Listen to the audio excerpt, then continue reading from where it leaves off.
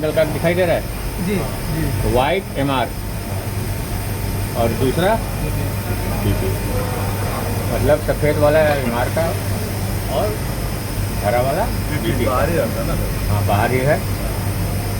अब इधर जितना पाइप मिलेगा इक्वलाइजिंग रिजर्वायर, जब आप ब्रेक लगाते हैं ट्राई प्लेट वॉल्व पड़े हैं ना, उसमें इक्वलाइजिंग रिजर्वायर लगा का रिजर्वायर जो भी आप बोलते हैं, ठीक है।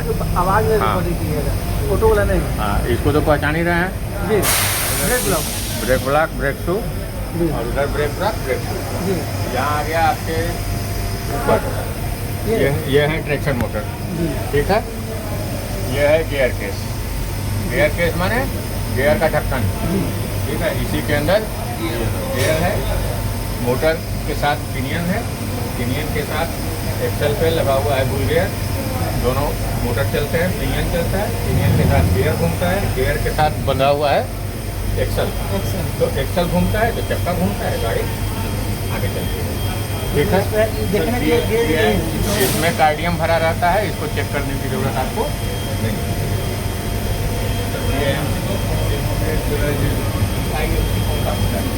कपलिंग जो आप देखते हैं हाँ। इंजन में बाहर से, हाँ। तो आपको वो केवल हुक दिखाई देता है। जी ये साकू कपलिंग का अंदर का पार्ट है, ये यहाँ तक है, समझ रहे हैं। हाँ। और ये लगा दिया गया है दोनों साइड से डैम्पर, कि कपलिंग इधर उधर ना जाए एक साइड में। बहुत सारा अरेंजमेंट है। इसके अंदर बफ गियर लगा हुआ है, इसके अंदर ट्राई ब्रेक लगा के टाइट किया गया है। भाई लोड खींच रहे हैं ना, तो कपलिंग भी तो उतना मजबूत रहना चाहिए कि लोड को खींच सके। पता चला कपलिंग का जोड़े नहीं है, घींचे कपलिंग खींचा गया। ये है ट्रैक्शन मोटर आपके पीछे, ये है गियर केस, इक्वलाइजिंग ठीक है। अब वो वो एयर ब्लो, हाँ ट्रैक्शन मोटर को जो ठंडा करता है। डायरेक्ट जो है पैसेंजर वाला जो केबिन है वहाँ से आता है क्या, जो पैसेंजर एरिया तो कन्वेंशन में पैसेंजर एरिया में रहता है। इसका सप्लाई नहीं थोड़ा सा प्लेट देख रहे हैं ना, वो प्लेट यहाँ से लेके दूसरे एंड तक मिलेगी और उसका खाली केबल गया है। एक ट्रैक्शन मोटर के लिए वायर गया है तीनों।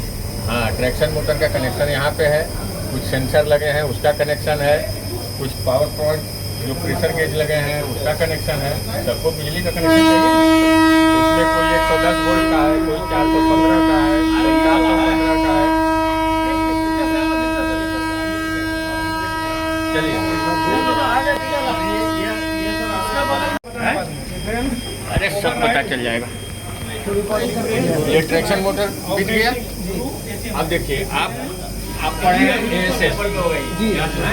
ASS का बेलो यहाँ है, चक्का नंबर 1 और 2 के बीच, 1 और 3 के बीच में एक ASS का बेलो यहाँ है, चक्का नंबर 2 और 4 के बीच। दोनों ASS बेलो को एयर सप्लाई देने के लिए ये ASS का रिजर्वायर जो लगा है 20 लीटर का, ठीक है। ASS के मेन रिजर्वायर से हवा आती है और यहाँ से 2 भाग में बढ़ जाती है और दोनों एयर ब्लो को सप्लाई देती है। उसमें जब प्रेशर रहता है, ये सर्विस में रहता है तो इसमें प्रेशर रहता है। हमारी दिक्कत क्या है, अगर ये ASS में हवा कम हो जाए या फट जाए या लीकेज होने लगे तो MR हमारा गिरेगा, तो हमको इसको काम से बाहर करना पड़ता है। जब इसको काम से बाहर कर देंगे तो हमारी गाड़ी का मैक्सिमम स्पीड हो जाएगा 60 km, ठीक है। तो इसको काम से बाहर कहाँ करेंगे वो आगे देखेंगे। ठीक से यहाँ पाओ नहीं ना सर, यहाँ पाप नहीं। आप देख लीजिए पार्किंग में का एक चीज और देख लेते हैं। भाई साहब हमको दिखा लेने दीजिए। हाँ नहीं पार्किंग ब्रेक कहाँ लगा है, चक्का नंबर 1 और 4 पे। तो चक्का नंबर 1 यहाँ है, तो पार्किंग ब्रेक रिलीज करेंगे अगर मैनुअली तो उसका हैंडल यहाँ है। ये जो तार देख रहे हैं, ये जो हैंडल है ना, इसी को खींचेंगे तो ये पार्किंग ब्रेक यहाँ से रिलीज हो जाता है, ठीक है। उसी तरह से चक्का नंबर 4 के पास भी है, जी दिखाई दे रहा है जी सर। तो जब हमको पार्किंग ब्रेक रिलीज करना होगा तो चक्का नंबर 1 और चक्का नंबर 4 के पास से तार खींच के पार्किंग ब्रेक को मैनुअली रिलीज कर देंगे। आगे बढ़ा जाए, चलिए ठीक से चलिएगा सर। हाँ देखिएगा सर। ये बिता जी, दोनों ट्रैक्शन मोटर के बीच में ASS लगा और ASS के पैरेलल में ASS का ऑक्सिलरी रिजर्वायर लगा हुआ है, ठीक है। अब आइए आगे। पार्किंग ब्रेक देख लिया रिलीज करने वाला? जी ठीक है, अब आइए आ जाइए, सारे लोग आ जाइए। रिकॉर्डिंग आप करते रहिए। लोको में हम लोग देखे थे, लोको ब्रेक छुड़ाने के लिए BIC लगा था, बोगी आइसोलेटिंग कार्ड।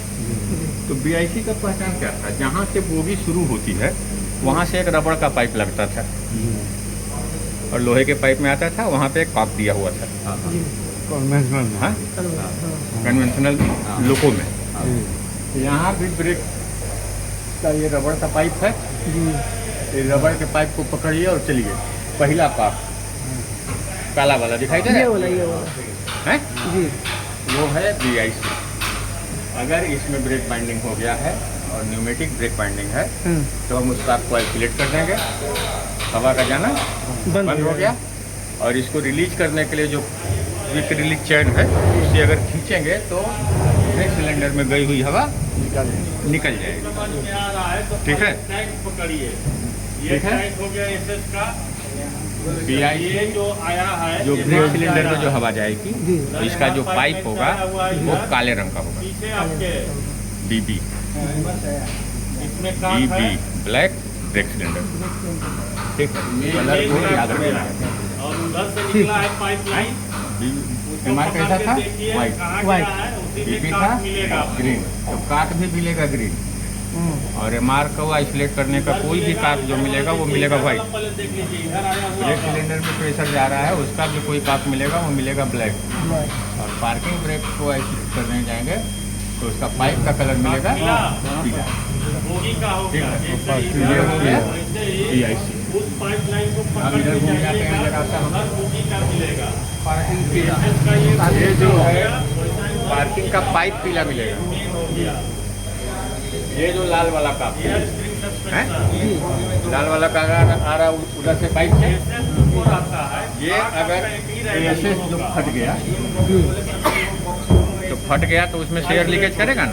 तो एयर लीकेज करा के तो गाड़ी हम चला नहीं सकते हैं, तो हमको उस एयर लीकेज को बंद करना होगा। उस एयर लीकेज को बंद करने के लिए हम इस पाक को बंद कर देंगे। एयरसेस बोगी आइसोलेटिंग, तो इस बोगी का एयरसेस का आइसोलेटिंग का यहाँ लगा है, इसको हम बंद कर देंगे तो हवा एयरसेस के टैंक में नहीं जाएगी, जितनी होगी उतनी निकल जाएगी। हमारा लीकेज बंद हो गया। अब हमारा MR बढ़ना चालू हो जाएगा, MR नॉर्मल हो जाएगा, गाड़ी 60 km की स्पीड से चलाएगा, मैसेज आ जाएगा। ठीक है, और इसी के ऊपर देखिए काला रंग का पाप है ना, वो है जब इस दोनों लोग इस बोगी में पार्किंग ब्रेक लग जाए तो पार्किंग लाइट जाना बंद हो गया तो पार्किंग ब्रेक तो पहले से लगा हुआ है, अभी भी लग जाएगा, कोई हवा नहीं मिलेगी। और वो जो रिलीज चैन है उससे मैनुअल रिलीज कर देंगे तो इस बोगी का पार्किंग ब्रेक रिलीज हो जाएगा। क्योंकि इस काक को हम बंद कर देते हैं तो उसमें ना कोई हवा अब जाएगी और ना कोई हवा आएगी, तो वो अपने आप रिलीज पड़ा रहेगा। तो 3 काक आपको देखना था इस बोगी में, BIC, BIC और ASS। सर कलर कोडवा एक बार आप बता दीजिए सर कैसे कलर कोड बता देते हैं। MR white, PP green, brake cylinder में जो प्रेशर जा रहा है उसका pop pipe black, parking brake का पीला और ASS का रेड। ठीक है, आप देख लीजिए इस डिजाइन का पाप जहाँ पे मिलेगा जो हाथ से ऑपरेट हो जाए वो सिर्फ ASS का पाप है। हाँ, 3 मिलेगा ऐसा, एक इस बोगी को आइसोलेट करने के लिए, इस अगले वाली बोगी को आइसोलेट करने के लिए, एक DMC में 2 बोगी है ना, तो टेलर कोच में भी 2 है, तो ASS को आइसोलेट करने के लिए ऐसा काक मिलेगा। ठीक है, और काक का रंग रहेगा रेड। लाल। ठीक है, अब आगे आते हैं।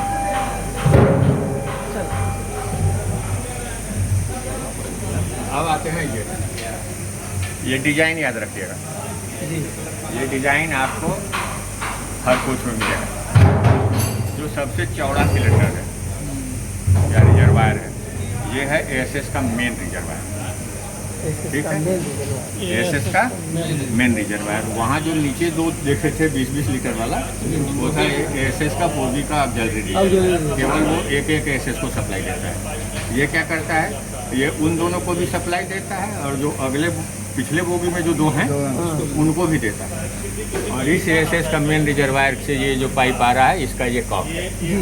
अगर हम इसको बंद करते हैं तो इस पूरे डीएमसी का दोनों बोगी का चारों जो एसएस है सबकी सप्लाई बंद हो जाएगी। ये हम तब करेंगे जब एक एसएस इधर का भी फट गया और एक एसएस उधर का भी फट गया, तभी हमको जरूरत पड़ेगी। दोनों को बंद करें, उससे बढ़िया है इसी को बंद कर दे भैया। ऐसे भी 60 रहेगा, ऐसे भी 60 रहेगा। ठीक है, तो ये है एसएस का मेन रेगुलेटिंग। अब हम आते हैं पेंटो रिजर्वायर। एसएस के ठीक सामने पेंटो रिजर्वायर। पेंटो रिजर्वायर में देखिए क्या है भाई, अब पेंटो रिजर्वायर में एक पाइप ये जा रहा है और पेंटो रिजर्वायर में क्या जा रहा है, एक पाइप ये जा रहा है। अब इस पाइप को अगर हम पकड़ के आते हैं तो ये पाइप देखिए कहाँ जा रहा है, एमआर में। मतलब पेंटो रिजर्वायर में एक सप्लाई आ रही है एमआर की और एक सप्लाई आ रही है कहाँ से, बेबी से। और दोनों के बीच में ये जो जेड आकार का है ये नॉन रिटर्न वाल्व है। ठीक है, तो अगर एमआर की हवा कम हो गई, 3 फेज में मुँह में एमआर की हवा कम हो गई तो बेबी चला के पेंटो रिजर्वायर के हवा को भर देगा। और अगर एमआर में हवा पूरा है तो बेबी बंद रहेगा। तो स्टार्टिंग में आप बेबी चलाते हैं तो बेबी की हवा आके पेंटो रिजर्वायर में भरती है और जब पेंटो उठ जाता है आप एमआर चलाते हैं तो एमआर से हवा पेंटो रिजर्वायर में मेंटेन रहती है। यही काम कन्वेंशनल लोगों में भी होता है। ठीक है,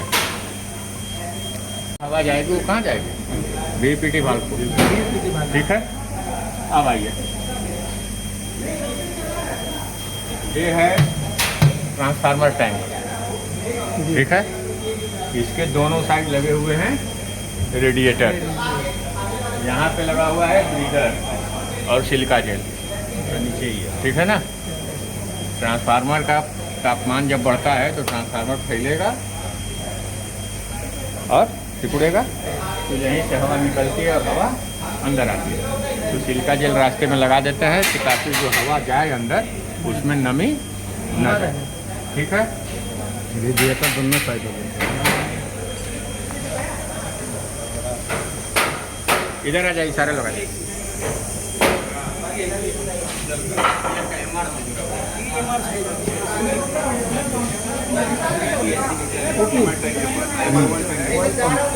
ठीक है, उधर से हम लोग ट्रांसफार्मर का ऑयल पंप देख रहे थे, ट्रांसफार्मर देख रहे थे, वही ट्रांसफार्मर यहाँ तक आया हुआ है। ठीक है, ये है ट्रांसफार्मर का ऑयल पंप जो हवा को ऑयल पंप को लेता है। लेने के बाद इधर से देखिए दो साइड में बट गया, एक हिस्सा चला गया इस वाले रेडिएटर में, एक हिस्सा चला गया वो वाले रेडिएटर। अब रेडिएटर पे हवा मारने के लिए रेडिएटर फैन लगे हुए हैं। जो रेडिएटर फैन का हवा रेडिएटर पे पड़ता है, हाँ तेल सर्कुलेट सर मैदा वाला तो मैदा हो, बम्बार्डियर हो, भेल हो, हाँ कपड़ा के नीचे सब नंगे हैं। उसमें बम्बार्डियर में लिखल था कि एक साइड रहता है, दो रखा हो। अगर एक टाइप वाला रहेगा तो एक टाइप का रहेगा, इसमें 2 टाइप का है तो आपको उससे ज़्यादा तकलीफ नहीं होगी। ये दोनों साइड तेल भेजता है, रेडिएटर में तेल घूम के वापस ट्रांसफार्मर के टैंक में आ जाता है। फैन ऊपर से लगा हुआ है रेडिएटर। हाँ, रेडिएटर फैन ऊपर है।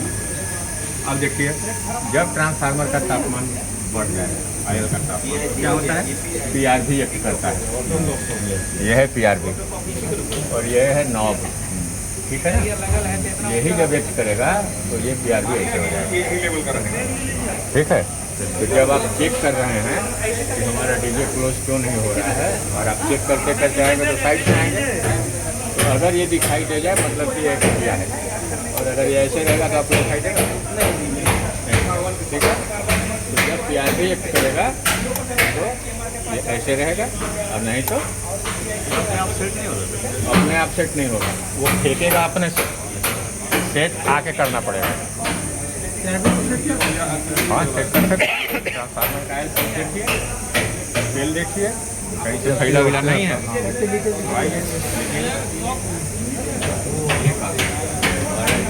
ये ट्रांसफार्मर का तेल हमको बदलना है, तो कहाँ से बदलेगा?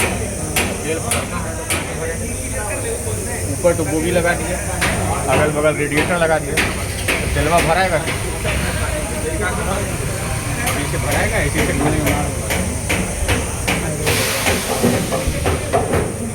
अब आइए,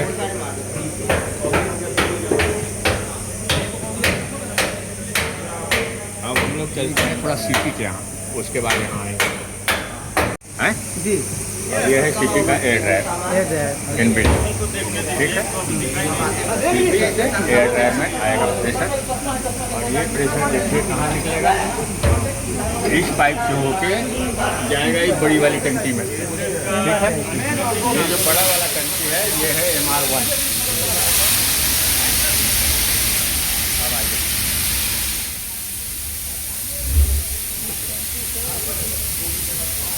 MR1 जुड़ा हुआ है क्या नहीं, MR2 नहीं, वो नहीं, यहाँ सीपी का हवा वहाँ आ रहा है पाइप से, इधर से आया, उधर होकर के इधर से आया, इधर से होके इसमें आ गया जी MR2 से, ठीक है। तो ये हो गया MR1 और ये हो गया MR2। अब देखिए ये जो MR2 से हवा निकल रही है इधर से, ये कहाँ जा रही है? MR पाइप, ठीक है ना। MR की हवा चली गई MR पाइप में। तो अगर CP से लेके MR के बीच में कोई लीकेज हो तो उसको बंद करने के लिए कॉक लगा हुआ है, CIC यहाँ रहा, ठीक है। CIC कंप्रेसर आइसोलेटिंग कॉक बोलते हैं, ये रहा CIC। और ये है MR का गवर्नर, कि MR में कितना प्रेशर है उसके हिसाब से ये CP को चलाता है और जाता है। अगर गवर्नर से लीकेज हो जाए तो गवर्नर का लीकेज को बंद करने के लिए यहाँ कॉक लगा दिया गया है, ताकि गवर्नर से अगर लीकेज हो तो हम इस लीकेज को बंद कर सकें, ठीक है। और ये अगर इधर कोई लीकेज हो गया, मान लीजिए इसे ही टूट गया, तो ये टूट गया तो होगा क्या? इससे हवा उसमें जाना चाहिए, मूवमेंट करेगा। ये पाइप आया कंप्रेसर से, MR1 में गया, पीछे से कनेक्शन है MR2 में आया। अगर MR2 से लेके कंप्रेसर के बीच तक कोई लीकेज होता है तो हम ये कॉक आइसोलेट करते हैं, जिसका नाम है कंप्रेसर आइसोलेटिंग कॉक या CIC कॉक, ठीक है। ये कंप्रेसर का गवर्नर है।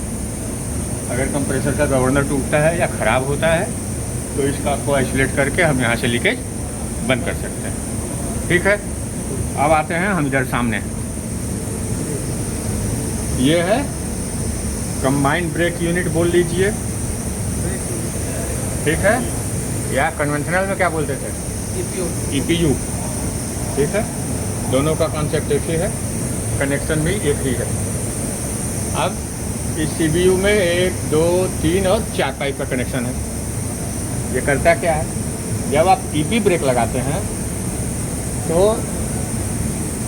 इस यूनिट को वोल्टेज सप्लाई मिलता है, ठीक है। जब वोल्टेज सप्लाई मिलता है तो ये यूनिट MR से प्रेशर लेके ब्रेक सिलेंडर में, तो इसमें जो 4 पाइप गया है तो एक पाइप ऐसा होगा जो इसका कनेक्शन MR से हो। तो आप देखिए इसका कौन सा कनेक्शन MR से है, क्या सफ़ेद वाला आ रहा है? MR पाइप है, पकड़ के आए, वाइट है, समझ गए कि MR का पाइप है। और यहाँ से आया, ये कॉक है और ये चला गया यहाँ। तो MR से जो पाइप आया है उसमें कॉक लगा है, उसका नाम क्या है? EPI। ये हो गया आपका EPI, ठीक है।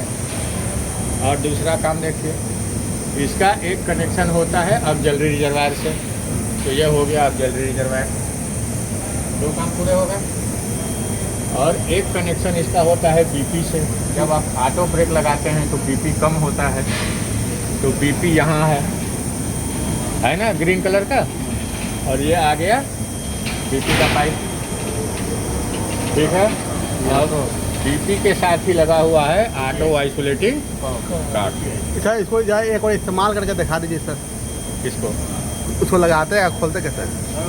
इसमें रिवर्सर जो है, अच्छा अच्छा। जो आप देखे होंगे रिवर्सर कन्वेंशनल मेमू में, वो कन्वेंशनल मेमू का रिवर्सर इसमें लगाइएगा तो लग जाएगा, और उसी को घुमा देना है, ठीक है।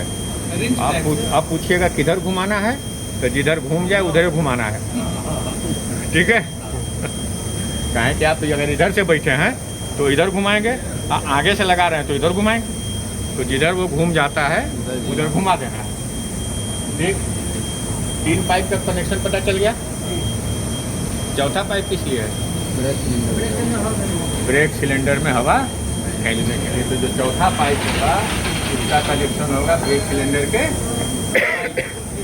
तो ब्रेक सिलेंडर के पाइप तो यहाँ है, यहाँ से तो ट्रेस कर नहीं पाएंगे, तो बोगी के पास जो BIC काप लगा था काला वाला, वही वो ब्रेक सिलेंडर का पाइप वही यहीं से निकलेगा पतला वाला, और उसको पकड़ के जाइएगा तो वहीं पहुँचिएगा, ठीक है। हाँ, EP ब्रेक लगाइए चाहे ऑटो ब्रेक लगाइए, प्रेशर इसी से निकल के ब्रेक सिलेंडर में जाएगा, उसमें BP का, ठीक है।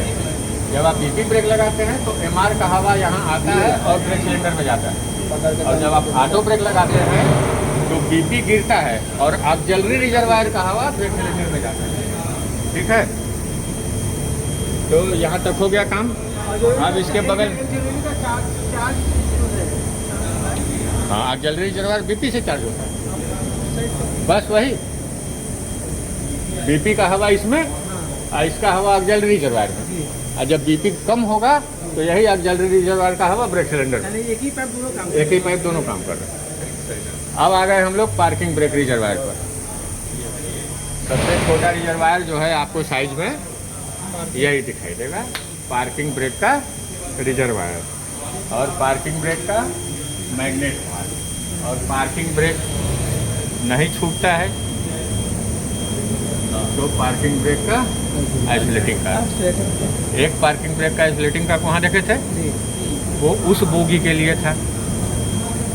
एक पार्किंग ब्रेक का आइसोलेटिंग का हमको इधर मिलेगा तो उस बोगी के लिए है, और जब दोनों बोगी का पार्किंग ब्रेक न लगे तो ये हाँ सबको बंद करने के लिए, ठीक है। यहाँ से बंद कर देंगे, और जल्दी पार्किंग ब्रेक के रिजर्वायर से कोई भी प्रेशर वहाँ नहीं जाएगा। तो जब प्रेशर नहीं जाएगा तो पार्किंग ब्रेक नहीं लगेगा, रिलीज नहीं होगा, लगा हुआ रहेगा तो लगा हुआ रहेगा। हाँ, जहाँ से हवा नहीं जाएगा तब रिलीज नहीं होगा, तो चारों चक्के पे मैनुअली रिलीज कर देंगे। तो जब हम रिलीज कर देंगे तो अब ना कोई हवा है और ना पार्किंग ब्रेक लगा है, गाड़ी ये है पार्किंग ब्रेक का, लगाएंगे भी और रिलीज भी कर लेते हैं, ठीक है। नॉब लगा हुआ ना, हाँ नॉब लगा हुआ है, ये जो स्टील वाला नॉब है, एक नीचे है एक ऊपर। हाँ, एक पार्किंग ब्रेक रिलीज करने के लिए, एक पार्किंग ब्रेक अप्लाई करने के लिए। कहाँ पर बटन है सर? यहाँ वो नीचे वाला रिलीज है सर, एक ऊपर इसको दबाने से छक से हवा मारे, रिलीज लग गया। वो जो छक से हवा मारता है वो ब्रेक सिलेंडर का प्रेशर निकालता है। तो जब ब्रेक सिलेंडर में प्रेशर निकल गया तो पार्किंग ब्रेक लग गया, उल्टा होता है ऊपर, और वैसा ही एक ऊपर है, इसको दबाया कहीं कोई हवा हुआ नहीं आया, मतलब कि हवा ब्रेक सिलेंडर में घुस गया, पार्किंग ब्रेक वैसे नीचे वाला है। ये प्रेशर स्विच था, यही पार्किंग ब्रेक का प्रेशर स्विच है, गवर्नर ठीक है, या गवर्नर साहब। ये इंटेक हो गया कंप्रेसर का सर? हाँ, ये पूरा इंटेक कंप्रेसर, हवा यहाँ कंप्रेसर, ये एयर ड्राइव। यहाँ से हवा खींचता कहाँ से? इधर क्या है? नहीं सर, ये पंखा है ना? हाँ पंखा किस लिए है? ठंडा करने के लिए, कंप्रेसर को ठंडा करने। पंखा कंप्रेसर को ठंडा करने के लिए होता है, पंखा हवा नहीं खींचता। ठीक है, ये कंप्रेसर, ये उसका एयर ड्रायर। अब आते हैं हम, बोला जाता है कि जिस गाड़ी में ब्रेक बाइंडिंग है, खींच के ब्रेक बाइंडिंग रिलीज करने का कोशिश करें। तो ये है आपका रिलीज चेन, वहाँ देख रहे हैं नाम बना हुआ है ना, और इधर भी कुंडी है। जहाँ से भी खींचिएगा ये खींचा जाएगा, इससे खींचिएगा इधर खींचाएगा, और इससे खींचिएगा तो इधर खींचाएगा। ये है रिलीज चेन। अब इस रिलीज चेन जिस पाइप में लगा है, उस पाइप को पकड़ के चलिए, काला काक, वो भी आइसोलेटिंग काक, और इस काले वाले पाइप को पकड़ के चलिए, पहला काक, वो भी आइसोलेटिंग काक। ठीक है, उधर देखे थे तो उधर रिलीज चेन नहीं था, इसी से वो भी होगा। ठीक है, दोनों के लिए एक ही है, लेकिन ये लगेगा उसी पाइपलाइन में, जिस पाइपलाइन में वो भी आइसोलेटिंग का लगा हुआ। ठीक है, यहाँ से आ गए। अब एक काले रंग का वो स्विच है, कलर इसको को कलर ही नहीं किया है कहीं। नहीं, कलर कुछ चाहिए ना, कलर करना चाहिए था, इसको पीला करना चाहिए था। ये जो पाइपलाइन है ये आ रहा है, देखिए पार्किंग ब्रेक रिजर्वायर के पास जाइए एक आदमी, हाँ उस पाइप को पकड़िए, आइए इधर। ये बोला। अरे पार्किंग ब्रेक रिजर्वायर से जो पाइप पकड़े हैं, हाँ उसको पकड़ के आइए, आइए इसको लेते हुए आइए, यहाँ आ जाए, और यहाँ से पाइप गए यहाँ, और वहाँ पे एक काक है काले रंग का, वो इस बोगी का पार्किंग ब्रेक को आइसोलेटिंग काक है। ठीक है, अब आते हैं आगे। कलर दे देता ना,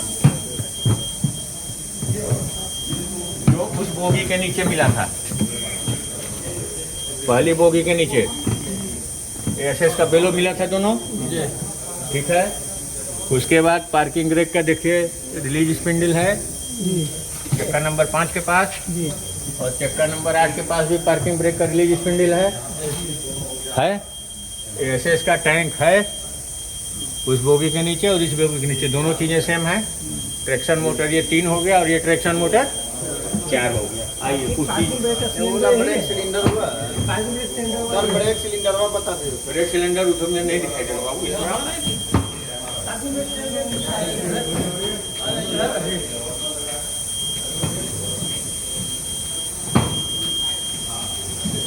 सारा कुछ एक ही कोच में नहीं दिखाई देगा। आइए आइए आइए आइए आइए, ब्रेक सिलेंडर कुल कई को देखिएगा। उधर जब हम काऊ कैचर के पास थे तो हमको एमआर और बीपी का काक मिला था। यहाँ डीएमसी खत्म हुआ है, एमआर और बीपी का काक मिला, जैसे नॉर्मल गाड़ी में मिलता था हर बोगी के एंड में, वैसे यहाँ मिला। और ये बोगी शुरू हो रही है तो एमआर और बीपी का काक मिला गया। ठीक है, ये साकू कपलिंग उधर देख रहे थे, सिंगल हुक लगा हुआ था, काहे टू मोटर कोच है, मोटर कोच के आगे तो हमको कुछ जोड़ना नहीं था। अब तो इसको जब भी जुड़ेगा इंजन जुड़ेगा, तो वहाँ टीसी कपलिंग का लगा दिए थे। अब यहाँ देखिए ये साकू कपलिंग है, इसमें देखिए इधर डंपर लगा है जो इस कपलिंग को इधर नहीं आने देगा, और इसमें इधर एयर डंपर लगा है जो इस कपलिंग को इधर नहीं जाने देगा। तो एगो इधर ठेले है, एगो इधर ठेले है, बीच में ही सीधा खड़ा है। ये टाइट का पोर्शन है और ये लूज है। लूज मतलब इसमें चूड़ी आपको दिखाई देगा। ठीक है, तो जब इसको आप ठोकिएगा तो यहाँ से ये खुलेगा, तो ये साकू कपलिंग है। आप अमूमन आप अभी तक तो खोलने की जरूरत नहीं पड़ा है, अब भविष्य में पड़ जाए तो भाई भगवान जाने। नहीं है पहले तो बढ़िया है।